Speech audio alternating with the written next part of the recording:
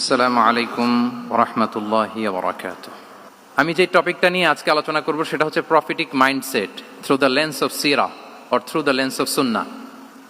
রাসূল সাল্লাল্লাহু আলাইহি ওয়াসাল্লাম ওনার মাইন্ডসেট কেমন ছিল? মাইন্ডসেট শব্দটার সাথে আমরা মোটামুটি পরিচিত না, সবাই কি বলেন? মাইন্ডসেট মানে কি? মনস্তত্ত্ব, তাই তো? মানুষের মেন্টাল অ্যাটিটিউড, সে যেভাবে ভাবে, যেভাবে চিন্তা করে, একটা মানুষ তার চারপাশের জগৎটাকে যেভাবে দেখে, যেভাবে ভাবে, যেভাবে চিন্তা করে এবং যেভাবে সে সিদ্ধান্ত নেয়, এটাকে বলে তার mindset, the way of thinking. তো রাসূলুল্লাহ সাল্লাল্লাহু আলাইহি ওয়াসাল্লামের মাইন্ডসেট কেমন ছিল? তিনি বিভিন্ন সিচুয়েশনে কিভাবে এই সিচুয়েশনটাকে ডিল করতেন, ওনার অ্যাপ্রোচ কেমন ছিল, কোন পরিস্থিতিতে কিভাবে রিয়্যাক্ট করতেন, কিভাবে রেসপন্স করতেন, কিভাবে থিঙ্ক করতেন, কিভাবে ডিসিশন মেকিং করতেন, এই টোটাল বিষয়টাকে আজকে আমরা prophetic mindset through the lens of সিরাতে কভার করবার চেষ্টা করবো ইনশাআল্লাহ। একটু ভারী টপিক, তারপরে খুব সহজ করে উপস্থাপন প্রেজেন্টেশন করতে পারলে এটা বোঝা যাবে ইনশাআল্লাহ বিইذنিল্লাহ। তাহলে আমি প্রায়ই রাসূল সাল্লাল্লাহু আলাইহি ওয়াসাল্লামের মাইন্ডসেট বোঝানোর জন্য সিরাতে ঢুকে যাব, মানে রাসূল সাল্লাল্লাহু আলাইহি ওয়াসাল্লামের আসিরা আল আথরা আল মুবারাকা, ওনার বায়োগ্রাফিতে প্রবেশ করব এবং সেখান থেকে রেফারেন্সগুলো শেয়ার করব আপনাদের সাথে, এবং সুন্নাহ থেকে রেফারেন্স শেয়ার করব, যাতে করে আমাদের কাছে ক্লিয়ার হয় যে ওনার মাইন্ডসেটটা কেমন, দৃষ্টিভঙ্গি কেমন। আমরা অনেকে বলি না যে দৃষ্টিভঙ্গি বদলান তো জীবন বদলে যাবে, এটা বলি না আমরা? তার মানে এটা খুব গুরুত্বপূর্ণ, মাইন্ডসেট খুব গুরুত্বপূর্ণ। আমরা প্রফিটিক মাইন্ডসেট নিয়ে কথা বলবো ইনশাআল্লাহ।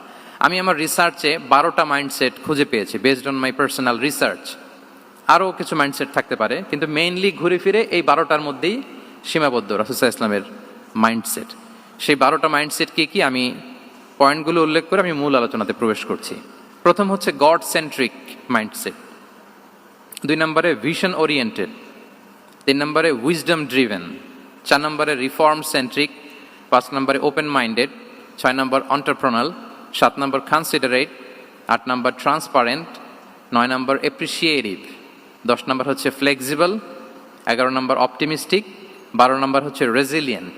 বেসড অন মাই রিসার্চ, আমার ক্ষুদ্র গবেষণায় আমি খুঁজে পেয়েছি যে রাসূল সাল্লাল্লাহু আলাইহি ওয়াসাল্লাম এই ধরনের মানসিকতার অধিকারী ছিলেন, এই অ্যাপ্রোচের অধিকারী ছিলেন। প্রথম যেই মাইন্ডসেটটা নিয়ে আমরা আলোচনা করব সেটা হচ্ছে গড সেন্ট্রিক মাইন্ডসেট বা আল্লাহ সেন্ট্রিক মাইন্ডসেট। অর্থাৎ রাসূল সাল্লাল্লাহু আলাইহি ওয়াসাল্লাম যে কোনো কাজে তিনি আল্লাহ তাআলাকে ফিল করতেন, সব কিছু ছিল আল্লাহ তাআলা কেন্দ্রিক। যাই তিনি করতেন না কেন, একজন মহান সত্তার সন্তুষ্টির জন্যই তিনি সেটা করতেন। তিনি কে? আওয়াজ করে বলুন, তিনি কে? আল্লাহ সুবহানাহু ওয়া তাআলা। তার সন্তুষ্টির জন্যই তিনি সব কিছু করতেন এবং সবসময় তিনি এটা ফিল করতেন যে আমার আসল ভরসা স্থল হচ্ছে আল্লাহ তাআলা। আসল ভরসা স্থল কে? আল্লাহ তাআলা। এবং আল্লাহকেই তিনি ওনার নিজের অভিভাবক হিসেবে সবসময় চিন্তা করতেন, এবং তার দয়ার পরশেই যে আমরা বেঁচে আছি, তিনি যে আমাকে আগলে রেখেছেন, সার্বক্ষণিক এটাকে মনের মধ্যে ধারণ করা, সবসময় এই চিন্তাটা ভেতরে লালন করা, এটাকেই বলে গড সেন্ট্রিক মাইন্ডসেট বা আল্লাহ সেন্ট্রিক মাইন্ডসেট। এই মাইন্ডসেটের অধিকারী যদি আপনি হতে পারেন, আপনি একটা ডিভাইন পাওয়ার শিল্ডের ভেতরে থাকবেন, একটা ডিভাইন প্রোটেকশনে থাকবেন। চারিদিকে তুফান, ঝঞ্ঝা, ঝড়, অনেক কিছু, কোনো কিছু আপনাকে স্পর্শ করবে না, কারণ আপনার গড সেন্ট্রিক মাইন্ডসেট আছে। একটা মহাশক্তিধর সত্তার সাথে আপনার সংযোগায়ন আছে, কানেক্টিভিটি আছে। সো প্রথম মাইন্ডসেটটা হচ্ছে গড সেন্ট্রিক মাইন্ডসেট। রাসূল সাল্লাল্লাহু আলাইহি ওয়াসাল্লাম সবসময় সবকিছু আল্লাহ তাআলা সন্তুষ্টির জন্য করতেন, এবং তিনি ভাবতেন আমার কেউ না থাক, আল্লাহ আছে। যার কেউ নাই তার কে থাকে? আল্লাহ আছে। এটাই হচ্ছে গড সেন্ট্রিক মাইন্ডসেট। আসুন আমরা সিরাতের ভেতরে ঢুকে যাই, যেহেতু আমরা বলেছি থ্রু দ্য লেন্স অফ সিরা। সিরাতের পরতে পরতে, সুন্নাহর পরতে পরতে আমরা দেখব যে তিনি গড সেন্ট্রিক মাইন্ডসেটের অধিকারী ছিলেন কিনা। আল্লাহর হাবিব সাল্লাল্লাহু আলাইহি ওয়াসাল্লাম একবার একটা যুদ্ধ থেকে ফেরার পথে মরুভূমির মাঝখানে সেনাবাহিনীকে থামিয়ে বিশ্রামের ঘোষণা দিলেন যে তোমরা একটু বিশ্রাম নাও। তো উনি একটা গাছের নিচে বিশ্রামের জন্য গেলেন এবং সেখানে গাছের ডালে ওনার তলোয়ারটা ঝুলিয়ে রাখলেন, ঝুলিয়ে বিশ্রাম নিতে লাগলেন, ঘুমিয়ে পড়লেন। হঠাৎ এক বেদুইন এসে রাসূল সাল্লাল্লাহু আলাইহি ওয়াসাল্লামের এই কোষবদ্ধ তলোয়ারটা কোষমুক্ত করে এরকম হাতে নিল। রাসূল সাল্লাল্লাহু আলাইহি ওয়াসাল্লাম ঘুম থেকে জেগে উঠলেন। এবার বেদুইন বলতে আরম্ভ করলো, মাইয়ামনাউকা মিন্নি, এই মুহাম্মদ তোমাকে এবার কে বাঁচাবে বলো, এই তো আমার হাতে তলোয়ার, কে বাঁচাবে? সাথে সাথেই আল্লাহর হাবিব সাল্লাল্লাহু আলাইহি ওয়াসাল্লাম উনি উত্তরে বললেন আল্লাহ। উত্তরে কি বললেন?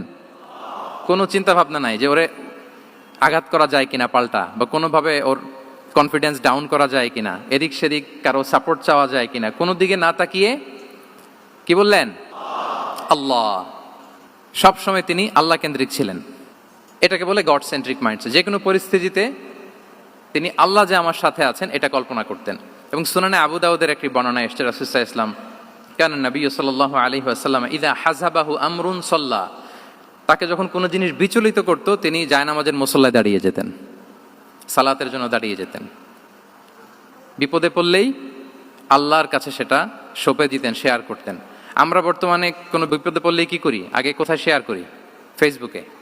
আসলে করা উচিত কার সাথে? হ্যাঁ, আমার স্ত্রীর সাথে শেয়ার করার আগেও শেয়ার করব কার সাথে? আমার বন্ধুর সাথে শেয়ার করার আগেও শেয়ার করব কার সাথে? আল্লাহর সাথে।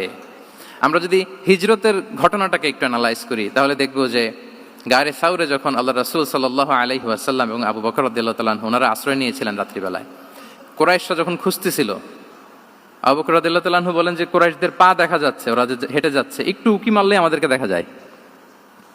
তিনি অত্যন্ত ভীত সন্ত্রস্ত, তটস্থ, নিজের জন্য নয়, রাসূল সাল্লাল্লাহু আলাইহি ওয়াসাল্লামের সেফটির জন্য। রাসূল সাল্লাল্লাহু আলাইহি ওয়াসাল্লাম আবু বকর রাদিয়াল্লাহু তাআলা আনহুকে বলেন যে আবু বকর চিন্তা করো না, লা তাহসান ইন্নাল্লাহা মা'ানা, আবু বকর চিন্তা করো না, আল্লাহ আমাদের সাথে আছেন। সুবহানাল্লাহ, আমাদের সাথে কে আছেন? আল্লাহ আমাদের সাথে আছেন। এটা হচ্ছে গড সেন্ট্রিক মাইন্ডসেটের উদাহরণ। আপনার মনকে বুঝাতে হবে যে আল্লাহ আমার সাথে আছে। মনকে তুমি বুঝিয়ে বলো আল্লাহ আছে আমার সাথে। এই বাক্যটা মুখস্থ করা যাবে? মনকে তুমি বুঝিয়ে বলো আল্লাহ আছেন আমার সাথে। আপনার পুরো জীবনের সব কাজের সাথে যদি এই বাক্যটাকে মিলিয়ে ফেলতে পারেন দেখবেন যে কোনো কিছুই আপনার ক্ষতি করতে পারতেছে না। এটাকে বলে গড সেন্ট্রিক মাইন্ডসেট। আল্লাহ আমার সাথে আছেন, কেউ নাই কিন্তু আল্লাহ তাআলা আমার সাথে আছেন। এবং গড সেন্ট্রিক মাইন্ডসেটের সবচেয়ে বড় সুবিধা হচ্ছে আপনার মনে কখনো হতাশা কাজ করবে না, হতাশা বাঁধবে না, কারণ আপনার সাথে এক মহাশক্তিধরের কানেক্টিভিটি আছে। তিনি কে বলুন তো আওয়াজ করে? তিনি আল্লাহ। হতাশা আসবে না।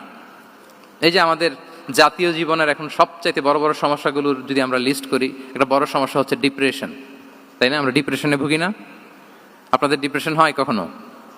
আচ্ছা, ডিপ্রেশন কাকে বলে আগে বলে। ডিপ্রেশন হচ্ছে আপনার আর আপনার রবের মাঝে যে দূরত্ব, এটার নাম ডিপ্রেশন। আই রিপিট, আমার আর আমার রবের মাঝে যে গ্যাপ, আমাদের সম্পর্কের যে দূরত্ব, এটার নাম কি?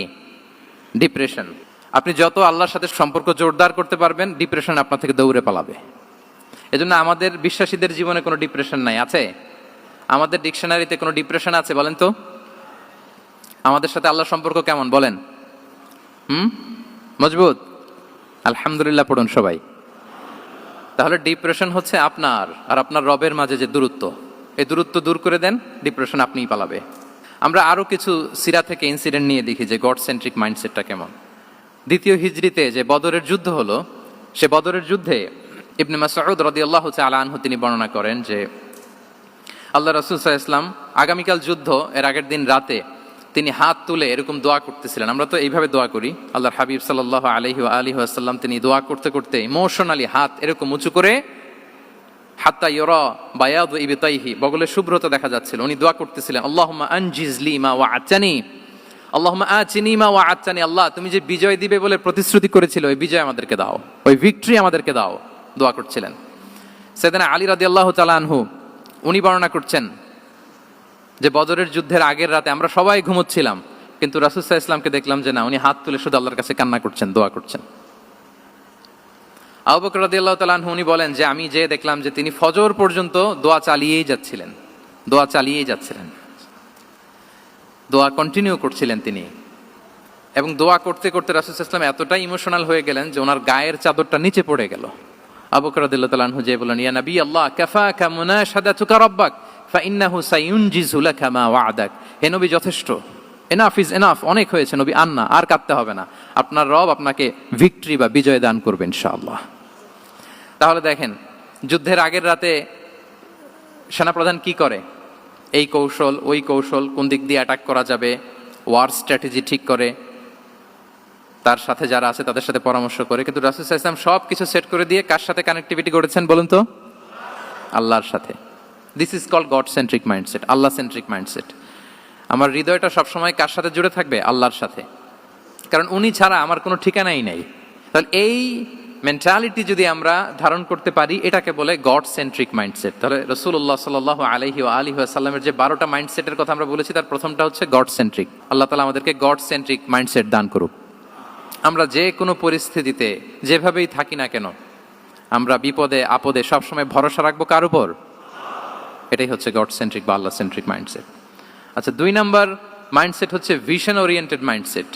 ভিশন ওরিয়েন্টেড মাইন্ডসেট মানে হচ্ছে যার মধ্যে দূরদর্শিতা আছে, ফার সাইটেডনেস আছে, who can anticipate the future, যে ভবিষ্যৎ আগাম অনুমান করে ফেলতে পারে, সামনের পরিস্থিতিকে আগাম অনুমান করতে পারার যে যোগ্যতা বা দীর্ঘমেয়াদী চিন্তা করতে পারার যে ক্যাপাসিটি, এটাকে বলে ভিশন ওরিয়েন্টেড মাইন্ডসেট। এটা আল্লাহ রাসূল সাল্লাল্লাহু আলাইহি ওয়া আলিহি ওয়াসাল্লামকে আল্লাহ তাআলা দান করেছেন। উনি ভবিষ্যৎকে আগাম বুঝতে পারতেন, আগাম অনুমান করতে পারতেন, এবং সে অনুযায়ী তিনি স্ট্র্যাটেজি, প্ল্যান, পরিকল্পনা এটা তিনি সাজাতে পারতেন। এটাকে বলে ভিশন ওরিয়েন্টেড মাইন্ডসেট। এবার আসুন আমরা সিরাতের কিছু ইনসিডেন্টকে সামনে নিয়ে আসি যে তিনি কিরকম ভিশন ওরিয়েন্টেড মাইন্ডসেটের অধিকারী ছিলেন। আমরা সবাই হুদাইবিয়ার ঘটনা জানি না? কত হিজরিতে ঘটেছিল বলুন তো সবাই? 6ষ্ঠ হিজরিতে। লাকাদ সাদাকাল্লাহু রাসূলাহুর রুইয়া বিল হক লাতাদখুলুন্নাল মাসজিদাল হারামা ইনশাআল্লাহু আমিনিন। রাসূল সাল্লাল্লাহু আলাইহি ওয়াসাল্লাম 6ষ্ঠ হিজরিতে মদিনায় স্বপ্নে দেখলেন যে তিনি উমরা করতে যাচ্ছেন। তো নবীদের স্বপ্ন এটা কেবল স্বপ্ন নয়, এটা আল্লাহর পক্ষ থেকে ওয়াহি, রেভেলেশন। তো সেই হিসেবে তিনি 1400 সাহাবা নিয়ে উমরা করতে চলে গেলেন মক্কায়, কিন্তু মক্কাবাসী ঢুকতে দিল না, থামিয়ে দেয়া হলো। তো তখন একটা চুক্তি হয়েছিল, ওই চুক্তিতে বলা হলো, রাসূল সাল্লাল্লাহু আলাইহি ওয়াসাল্লাম লিখতে বললেন যে লিখো মিন মুহাম্মদ রাসূলুল্লাহ, আল্লাহর রাসূল মুহাম্মদের পক্ষ থেকে কুরাইশদের সাথে এই চুক্তি। কুরাইশরা আপত্তি করলো যে না, শুধু মুহাম্মদ লেখা যাবে, রাসূলুল্লাহ লেখা যাবে না, কারণ তুমি যে রাসূলুল্লাহ, আল্লাহর রাসূল, এটা যদি আমরা মেনে নেই তাহলে তোমার সাথে আর আমাদের দ্বন্দ্ব কিসের, আমরা তো ভাই ভাই হয়ে গেলাম, রাসূলুল্লাহ কাটো। সাহাবারা কেউ রাজি হয় না, বিশেষ করে ওমরে ফারুক রাদিয়াল্লাহু তাআলা, উনি রাজি হয় না, না না এটা কাটা যাবে না। রাসূল সাল্লাল্লাহু আলাইহি ওয়াসাল্লাম অনেক বলে কয়ে বুঝালেন যে না, দীর্ঘমেয়াদী চিন্তা করতে গেলে আমাদের এখন একটা শান্তি চুক্তির দরকার আছে, যাতে করে আমরা আমাদের গ্লোবাল নেভিগেশন সিস্টেম, দাওয়া সিস্টেমকে আরো স্ট্রং করতে পারি। অনেক বলে কয়ে রাসূলুল্লাহ কাটা হলো। এরপর তারা বলে চুক্তিতে লিখো যে এই বছর উমরা করতে দেয়া হবে না, এই বছর ফিরে যাবেন আপনারা সবাই। এটাও সাহাবারা রাজি হয় না, আল্লাহ রাসূল সাল্লাল্লাহু আলাইহি ওয়াসাল্লাম রাজি হলেন। আবার আরেকটা ক্লোজে লেখা হলো যে আগামী বছর আসলেও 3 দিনের বেশি থাকা যাবে না, সেটাও রাজি হয়ে গেল রাসূল সাল্লাল্লাহু আলাইহি ওয়াসাল্লাম। সাহাবারা রাজি হচ্ছেন না। এরপর মক্কা থেকে কোনো লোক মদিনায় গেলে মদিনাবাসী তাকে রাখতে পারবে না, ফেরত দিতে হবে। কিন্তু মদিনা থেকে কোনো লোক মক্কায় আসলে মক্কাবাসী তাকে ফেরত দিতে বাধ্য থাকবে না। দেখেন, একটার পর একটা মুসলমানদের বিরুদ্ধে সব ক্লোজ যাচ্ছে, কোন সাহাবীরাই রাজি হচ্ছেন না। কিন্তু আল্লাহ রাসূল সাল্লাল্লাহু আলাইহি ওয়া আলিহি ওয়াসাল্লাম তিনি বললেন যে না, লিখো লিখো। উমর ফারুক রাদিয়াল্লাহু তাআলা আনহু এতটাই রাগান্বিত হলেন, তিনি প্রশ্ন করলেন, ইয়া রাসূলুল্লাহ আলাইসা আনতা নাবিয়্যুন হক, আপনি এই যে কম্প্রোমাইজের পর কম্প্রোমাইজ করে যাচ্ছেন, আপনি কি সত্য নবী নন, সত্য রাসূল নন? আলাসনা আলা দীনিন হক, আমরা কি সত্যের উপর প্রতিষ্ঠিত নই? আলাইসাল কুরআনু কিতাবুন হক, তো সব যদি সত্য হয় আপনি কেন এগুলো মানছেন? রাসূল সাল্লাল্লাহু আলাইহি ওয়াসাল্লাম বললেন যে ওমর, তুমি বাদ সেদো না, মেনে নাও। মেনে নিলেন, এবং এই মেনে নেওয়াটাকে আল্লাহ ভিক্টরি বলে ঘোষণা দিলেন, বিজয় বলে। আল্লাহু আকবার। ইন্না ফাতাহনা লাকা ফাতহাম মুবিনা। এবং হুদাইবিয়ার এই সন্ধি থেকেই বেসিক্যালি মক্কা বিজয় ওইদিকে ত্বরান্বিত হয়েছে গতি প্রবাহটা। কারণ রাসূল সাল্লাল্লাহু আলাইহি ওয়াসাল্লাম অনেক দূর দেখেছেন, সাহাবারাই সামনের কিছু বিষয়ে তারা খেয়াল করছেন, কিন্তু রাসূলুল্লাহ সাল্লাল্লাহু আলাইহি ওয়া আলিহি ওয়াসাল্লাম তিনি অনেক দূর দেখতে পাচ্ছেন। আচ্ছা বলেন, 3 তলার উপর থেকে একজন একটা ভিউ দেখতে পায়, আর 30 তলা উপর থেকে আরেকজন একটা কন্ডোমিনিয়ামের উপর থেকে একটা পানোরামিক ভিউ দেখতে পায়, দুইজনের ভিউ দেখা কি একরকম হয়? বলেন, একরকম হবে? কখনোই হবে না। তাহলে 30 তলার উপর থেকে যিনি দেখবে তিনি একটা পানোরামিক ভিউ দেখবে, দ্য টোটাল সিনারিও তার কাছে ক্রিস্টাল ক্লিয়ার হবে, যেটা সাহাবা রিদওয়ানুল্লাহি তাআলা আলাইহিম আজমাইন ওনাদের কাছে ক্লিয়ার ছিল না। এবং ঠিকই এই যে এটা তো বেশি দিন স্থায়ীও হয়নি, 6ষ্ঠ হিজরি থেকে 8ম হিজরি, মাত্র 3 বছরের ব্যবধানে রাসূল সাল্লাল্লাহু আলাইহি ওয়াসাল্লাম যত রিজিওনাল সুপার পাওয়ার ছিল, ওয়ার্ল্ড সুপার পাওয়ার ছিল, পার্সিয়ান এম্পায়ার, তারপর Roman empire, Byzantine empire, Egyptian empire, সব এম্পায়ারদের কাছে চিঠি পাঠিয়েছেন, সালামুন আলা মান ইত্তাবা আল হুদা আসলিম তাসলাম। এবং ইসলামের এক্সপান্ড হয়েছে, ওনার গ্লোবাল নেভিগেশন সিস্টেম উনি চালু করেছেন। এর কারণ কি? উনি ছিলেন ভিশন ওরিয়েন্টেড মাইন্ডসেটের অধিকারী, দূরদর্শী, অনেক দূর দেখতে পেতেন, অনেক দূর তিনি দেখতে পেতেন, দীর্ঘমেয়াদী তিনি পরিকল্পনা করতে পারতেন। এটা হচ্ছে ভিশন ওরিয়েন্টেড মাইন্ডসেট যারা হয় তাদের ক্যারেক্টারিস্টিক্স বা ফিচার। আরো একটা উদাহরণ দেই, আপনারা কি বলতে পারেন আবিসিনিয়াতে নবুয়তি কত সালে সাহাবারা হিজরতে গিয়েছিল? বলতে পারবেন কেউ? হ্যাঁ, নবুয়তি কত সালে? 5ম সালে। হ্যাঁ, নবুয়তি 5ম বছর ওনারা আবিসিনিয়াতে, বর্তমানে যেটা ইথিওপিয়া বা ইরিত্রিয়া, সেখানে সাহাবারা হিজরতে গিয়েছিলেন। এবং আবিসিনিয়াতে এই যে হিজরতে গেল, তারা সবাই মিলে ফিরে এসেছিল মদিনায় কবে? এটা কি কেউ জানেন? আল্লাহু আকবার, মাশাআল্লাহ মাশাআল্লাহ। বসুন। খায়বার বিজয়ের দিন এসেছিলেন। আবিসিনিয়াতে যারা হিজরতে গিয়েছিলেন তারা মদিনায় ব্যাগ এন্ড ব্যাগেজ সবকিছু নিয়ে খায়বার বিজয়ের সময় মানে 7ম হিজরিতে এসেছিলেন। তো রাসূল সাল্লাল্লাহু আলাইহি ওয়াসাল্লাম যখন মক্কা থেকে মদিনায় হিজরত করলেন, সব সাহাবারা মদিনায় চলে আসছেন। মদিনায় এখন একটা ইসলামিক সোসাইটি, ইসলামিক স্টেট। বদরের যুদ্ধে মুসলমানদের বিজয়, খন্দকে বিজয়, খন্দক তো 5মে। তারপরে ওনারা কেন আসে না বলেন তো? আসেনি। 7ম হিজরিতে এসেছেন। জাফর রাদিয়াল্লাহু তাআলা আনহুর নেতৃত্বে, সাইয়েদনা আলী রাদিয়াল্লাহু তাআলা আনহুর আপন ভাই, বড় ভাই, ওনার নেতৃত্বে যখন 7ম হিজরিতে ওখানে যাওয়ার 15 বছর পর যখন তারা সবাই ফিরলেন, রাসূল সাল্লাল্লাহু আলাইহি ওয়াসাল্লাম এত খুশি হলেন, তিনি বললেন, মা আদরি বিআইয়িহিমা আনা আফরাহ বিফাতহি খাইবার আও বিকুদুমি জাফর। আমি কোনটাতে বেশি খুশি আজকে আমি জানি না, খায়বার বিজয়ে বেশি খুশি না আমার ভাই জাফরকে পেয়ে বেশি খুশি। আল্লাহু আকবার, এত খুশি হয়েছিলেন। তো এখন এমনি তো মনে প্রশ্ন জাগে যে রাসূল সাল্লাল্লাহু আলাইহি ওয়াসাল্লাম যখন মদিনায় চলে আসলেন, কোরআনের আয়াতগুলো নাজিল হয়, সালাত ফরজ হলো, যাকাত আসলো, সব হলো, একটার পর একটা হচ্ছে, ইসলামিক স্টেট, তো ওনারাই কেন আবিসিনিয়াতে পড়ে আছেন? প্রশ্ন জাগে না? ওই সময় একটা ক্রাইসিস মোমেন্ট ছিল, তখন ওনারা গিয়েছিল আবিসিনিয়াতে, কিন্তু আসে না কেন? ওনারা এসেছেন 7ম হিজরিতে। এর কারণ আবিসিনিয়ায় কিছু মুসলিমদেরকে রেখে দেওয়া এটা রাসূলুল্লাহ সাল্লাল্লাহু আলাইহি ওয়াসাল্লামের প্ল্যান বি ছিল। কি ছিল? Plan B. রাসূল সাল্লাল্লাহু আলাইহি ওয়াসাল্লাম অপেক্ষা করছিলেন যে মদিনাকে প্রথমে ইন্টারনাল যত থ্রেট আছে এগুলো থেকে মুক্ত করতে হবে, এরপরে মদিনাকে যত এক্সটার্নাল থ্রেট আছে এগুলো থেকে মুক্ত করতে হবে। সব যখন মুক্ত করে উনি দেখলেন যে না, মদিনা সেফ জোন, এখন আর আলাদা একটা বেজ, একটা এক্সট্রা সেফ জোন বা এডিশনাল বেজ আমার কোথাও দরকার নাই। তখনই তিনি লোক পাঠালেন যে যাও, জাফরের নেতৃত্বে আবিসিনিয়ায় যারা হিজরত করেছে তারা সবাই মদিনায় চলে আসো। সুবহানাল্লাহি বিহামদি। তাহলে একটা প্ল্যানে কাজ করতেন না, আমরা তো এরকম করি, একটাই প্ল্যান। প্ল্যান কয়টা? এটা যদি ওয়ার্ক না করে শেষ, আমু নাই, সালাও নাই।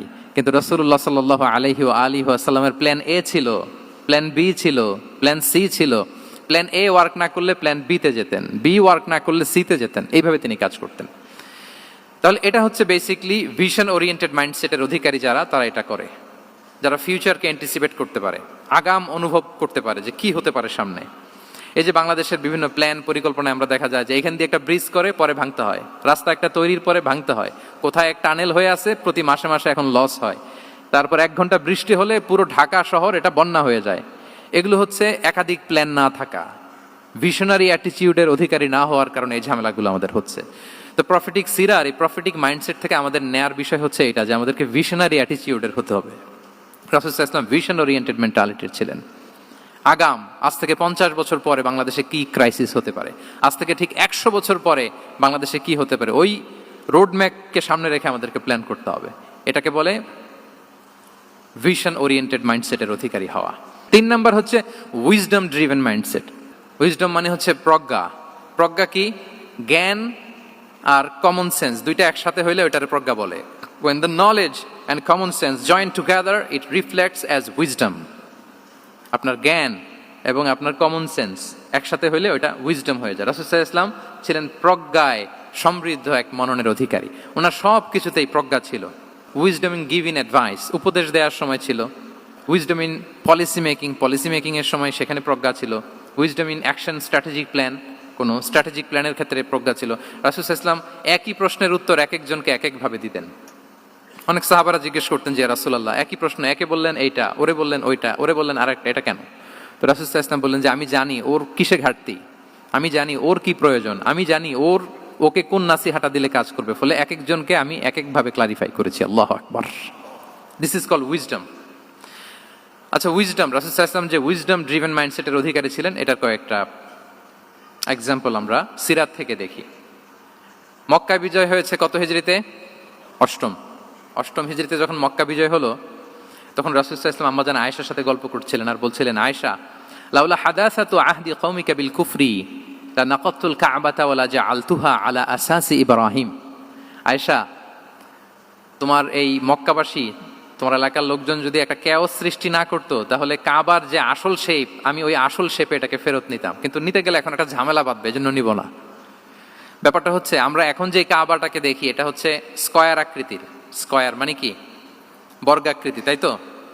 বর্তমান কাবা কোন আকৃতির বলেন তো?